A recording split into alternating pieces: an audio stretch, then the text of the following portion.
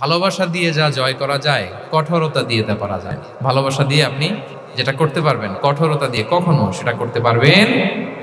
আসুন আমরা হাদিস থেকে শুনি, সিরাত থেকে শুনি। আল্লাহর হাবিব সাল্লাল্লাহু আলাইহি ওয়াসাল্লাম মসজিদে নববীতে বসে আছেন সাহাবাদেরকে নিয়ে। হঠাৎ এক বেদুইনের আগমন। বেদুইন মানে যার মধ্যে নগর জীবনের কোনো নিয়ম কানুন সে দেখেনি, জানে না, বোঝে না।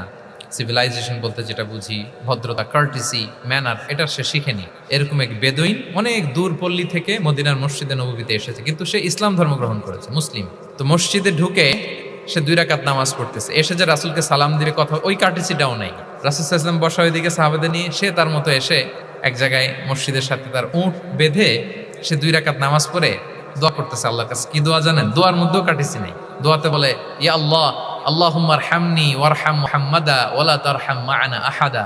মানে আল্লাহ, তুমি শুধু আমারে রহম করো আর মুহাম্মদ সাল্লাল্লাহু আলাইহি ওয়াসাল্লামের রহম করো, আমাদের সাথে আর কাউরে রহম করো না তুমি। বেদুইন, তার মধ্যে আদাবু দোয়া, দোয়ার যে একটা এটিকেটস আছে, এটা তো তার জানা নাই। দোয়ায় অন্যদের জন্য দোয়া করলে যে নিজের লাভ, এটা সে জানতো না। আমি যদি বলি যে আল্লাহ এই ভাইদেরকে তুমি কবুল করো, তখন ফেরেশতারা বলে আল্লাহ যিনি দোয়া করতেছে আগে তাকে তুমি কবুল করো। কেউ অসুস্থ, আমি যদি বলি আল্লাহ আমার এই ভাইকে তুমি সুস্থ করো, আল্লাহর ফেরেশতারা বলে আল্লাহ যিনি দোয়া করলেন আগে তার রোগ বালাই থাকলে আগে তাকে সুস্থ করো। এই যে দোয়ার এটিকেটস, আদাব দোয়া, এটা সে জানতো না। সে দোয়া করতেছে আল্লাহুম্মা আরহামনি ওয়ারহাম মুহাম্মাদা ওয়ালা তারহাম মা'ানা আহাদা, শুধু আমারে রহম করো, মুহাম্মদ সাল্লাল্লাহু আলাইহি ওয়াসাল্লাম রহম করো, আর কাউরে না। তো রাসূল সাল্লাল্লাহু আলাইহি ওয়াসাল্লাম দূর থেকে দেখতেছেন এই দোয়া, আর বলতেছেন যে হায় রে, একটা প্রশস্ত জিনিসকে সে সংকীর্ণ বানায় ফেললো। আল্লাহর কাছে কি রহমের কোনো কমতি বা ঘাটতি আছে? নাই। সে তো দোয়াতে সবাইকে ইনক্লুড করতে পারত। তো রাহমাতাল লিল আলামিন আল্লাহর হাবিব সাল্লাল্লাহু আলাইহি ওয়াসাল্লাম তিনি বুঝতে পেরেছেন যে এই লোকটা আসলে বেদুইন, তার মধ্যে ওই কার্টিসি নাই। তো তিনি ফলো করতে লাগলেন যে দেখি লোকটা কি করে। তো লোকটা দোয়া টোয়া করেই এবার যে মসজিদের এক কর্নারে বসে ওখানেই পেশাব করা শুরু করলো। মানে কোনো কার্টিসি, নিয়ম, ভদ্রতা তার জানা নাই। তো তাকে পেশাব করতে দেখে বাকি লোকেরা তো তাকে ধরতে গেল, মারতে গেল। রাসূল সাল্লাল্লাহু আলাইহি ওয়াসাল্লাম বললেন, দাউ, রাখো রাখো, আরে থামো থামো, ওকে কাজ সারতে দাও, ওকে ওর কাজ সারতে দাও। কারণ আপনারা এটা ভালো জানেন যে ওয়াশরুম সারা অবস্থায় যদি কেউ বাইরে থেকে জোরে ডাক দেয় তাহলে অবস্থা খারাপ আছে, ঠিক কিনা বলেন? কেউ টয়লেট সারতেছে ওয়াশরুমে, তখন যদি আপনি জোরে নক করেন এটা তার ক্ষতি হয়, কারণ আগে তাকে ওইটা পাস করতে হবে স্মুথলি। এটাও একটা এটিকেটস যে কেউ ওয়াশরুমে গেল, আমাকেও যেতে হবে, তো আমি যে বারবার ডিস্টার্ব না করে ওখানে একটু পায়চারা করতে পারি, একটু হালকা মৃদু শব্দে কাশি দিতে পারি, আমি যে বাইরে আছি, সামওয়ান ইজ ওয়েটিং আউটসাইড, এটা তাকে বুঝাতে পারি। কিন্তু অনেকে যে কি করে, ধাম ধাম করার যখন শুরু করে, ওই বেচারার তো অবস্থা টাইট। এটা যেন আমরা না করি, এই শিক্ষাটা কিন্তু এই হাদিস থেকে পাই। রাসূল সাল্লাল্লাহু আলাইহি ওয়াসাল্লাম বললেন, দাউ দাউ, রাখো রাখো, আরে ছাড়ো ছাড়ো, ও তো এখন করতেছে, ইউরিন পাস করতেছে, রাখো, ওটাও সারুক, আগে সারুক, আমরা পরে ডিল করি। তো সবাইকে তিনি থামালেন, ও সারলো। এবার রাসূল সাল্লাল্লাহু আলাইহি ওয়াসাল্লাম বললেন, এবার তোমরা যে ওয়াহারিকু আলা বাউলিহি সাজলান মিন মা, যেহেতু মসজিদে নববীর ফ্লোর ছিল বালুর ফ্লোর, শুকিয়ে যাবে, বললেন যে পেশাব করা জায়গার উপর 1 বালতি পানি ঢেলে দাও। সাহাবারা দিল।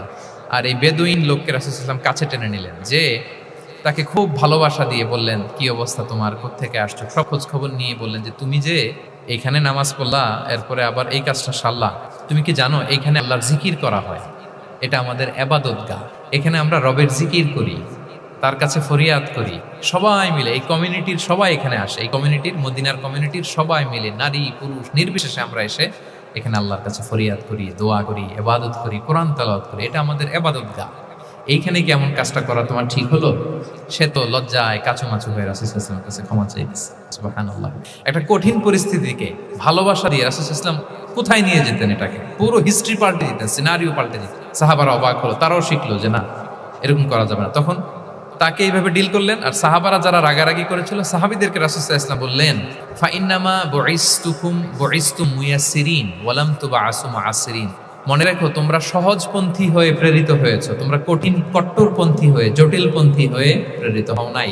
তোমরা কোনো কাজকে জটিলভাবে সমাধানের দিকে যেও না, সহজ করে সলভ করবে। সুবহানাল্লাহ, সুবহানাল্লাহ। তাহলে দেখেন, ভালোবাসা দিয়ে রাসূল সাল্লাল্লাহু আলাইহি ওয়াসাল্লাম ওই বেদুইনকে যেভাবে আদব শিক্ষা দিলেন, তার হৃদয় জয় করলেন, কঠোরতা দিয়ে পারা যেত? বলেন তো, পারা যেত? তো 6 নাম্বার দাওয়া মেথোডোলজি হচ্ছে, দাওয়া should be full of love, full of love, full of well wishes. আপনি শুভকামনা, ভালোবাসা, এটা দিয়ে আপনি মানুষের হৃদয়ে যতটুকু জায়গা পাবেন, কঠোরতা দিয়ে পাবেন না। আরেকটা ছোট্ট উদাহরণ দিই। সুমামা ইবনে উসাল রাদিয়াল্লাহু তাআলা আনহু, উনি ইয়ামামার অধিপতি ছিলেন, অধিপতি। রাসূল সাল্লাল্লাহু আলাইহি ওয়াসাল্লামকে হত্যা করতে এসেছিলেন গোপনে। কি করতে? হত্যা করতে। কি করতে বলেন সবাই?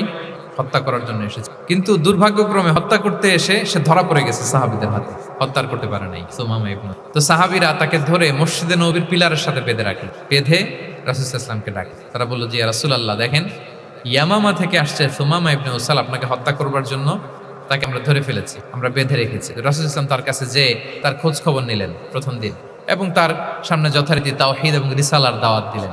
ফিরে আসলেন, ফিরে এসে সাহাবাদেরকে বললেন তোমাদের ঘরে ভালো রুটি আছে কার কাছে, রুটির কালেকশন, আটা পিষে রুটি বানাতে পারবে। একজন বললো আমি, বললো যে এটা সুমামাকে দিয়ে আস, তো দিয়ে আসলো। আরেকজন বললো ভালো তাজা খেজুর আছে কার কাছে, এক সাহাবী বললেন আমার কাছে। রাসূল ইসলাম বললেন যাও এটা সুমামাকে দিয়ে আস। এরপরের দিন রাসূল ইসলাম যে আবার ইসলামের সৌন্দর্য, মাহাসিন আহকামি শারিয়া, ইসলামী শারিয়ার যে বিউটি অফ ইসলাম, এটা তুলে ধরলেন, ইসলামের যৌক্তিকতা তুলে ধরলেন। সে অবাক হতে লাগলো যে কিরে, যুদ্ধবন্দীদের সাথে মুহাম্মদ সাল্লাল্লাহু আলাইহি ওয়াসাল্লাম এবং তার অনুসারীরা এরকম আচরণ করে, সে তো যুদ্ধবন্দী, এত সুন্দর আচরণ।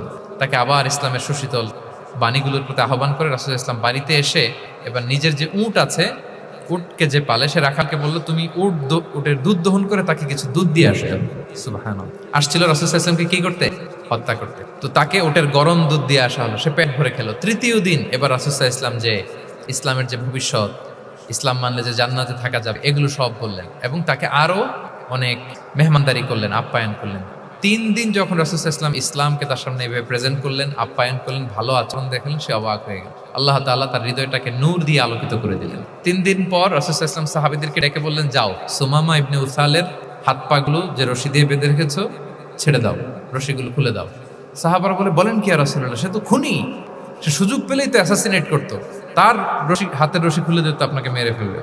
আল্লাহ রাসূল সাল্লাল্লাহু আলাইহি ওয়াসাল্লাম বলেন না, আমি যা জানি তোমরা সেটা জানো না, যেটা বলেছি তাই করো। মসজিদে নববীর পিলারের সাথে তাকে যে বেঁধে রেখেছো, রশি খুলে দাও, হাত পা খুলে দাও।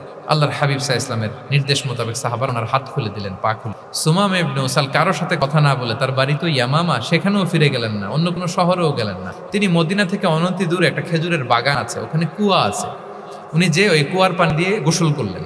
গোসল করে পবিত্র হয়ে মসজিদে নববীতে রাসূল সাল্লাল্লাহু আলাইহি ওয়াসাল্লামের কাছে ফিরে আসলেন আর এসেই ঘোষণা দিলেন আশহাদু আল্লা ইলাহা ইল্লাল্লাহ ওয়া আশহাদু আন্না মুহাম্মাদুর রাসূলুল্লাহ।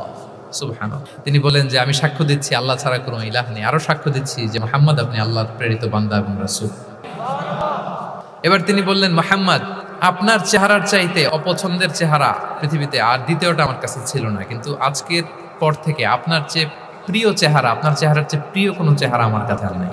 ইসলামের চেয়ে অপছন্দনীয় ধর্ম আমার কাছে আর ছিল না, কিন্তু আজ থেকে ইসলামের চেয়ে পছন্দনীয় কোনো ধর্ম আমার কাছে নাই।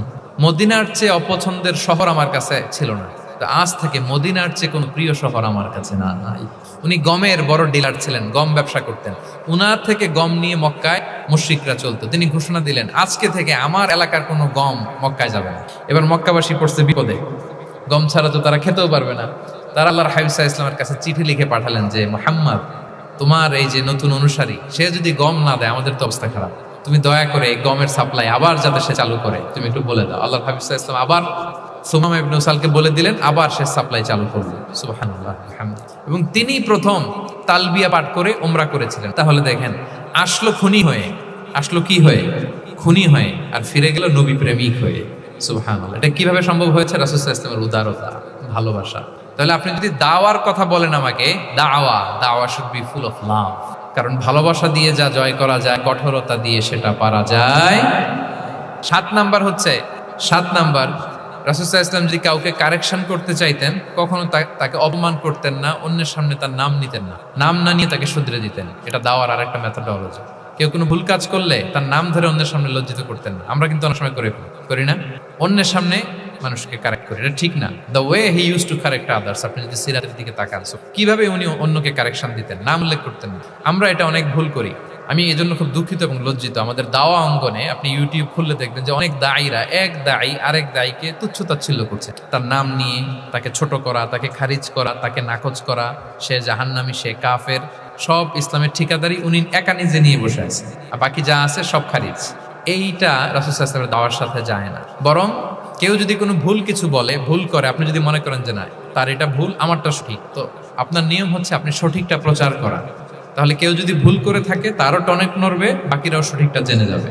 এটা হচ্ছে রাসূল সাল্লাল্লাহু আলাইহি ওয়াসাল্লামের দাওয়া মেথডোলজি। তিনি কখনো কারো নাম ধরে অন্যের সামনে, মানুষের সামনে তাকে লজ্জা দিতেন না, তাকে কারেক্ট করতে যেতেন না। এটা ছিল রাসূল সাল্লাল্লাহু আলাইহি ওয়াসাল্লামের। আসুন আমরা সিরাত থেকে দেখি, হাদিস থেকে দেখি। আল্লাহর হাবিব সাল্লাল্লাহু আলাইহি ওয়াসাল্লাম উনি রাতে দিনে কি কি আমল করতেন, গোপন আমল, এগুলো জানার জন্য 3 জন সাহাবী রাসূল সাল্লাল্লাহু আলাইহি ওয়াসাল্লামের স্ত্রীদের কাছে গেলেন। যে জিজ্ঞেস করলেন যে আপনারা আমাদেরকে বলুন যে রাসূল সাল্লাল্লাহু আলাইহি ওয়াসাল্লাম রাতে কি আমল করে, দুপুরে কি আমল করে, বিকেলে কি আমল করে।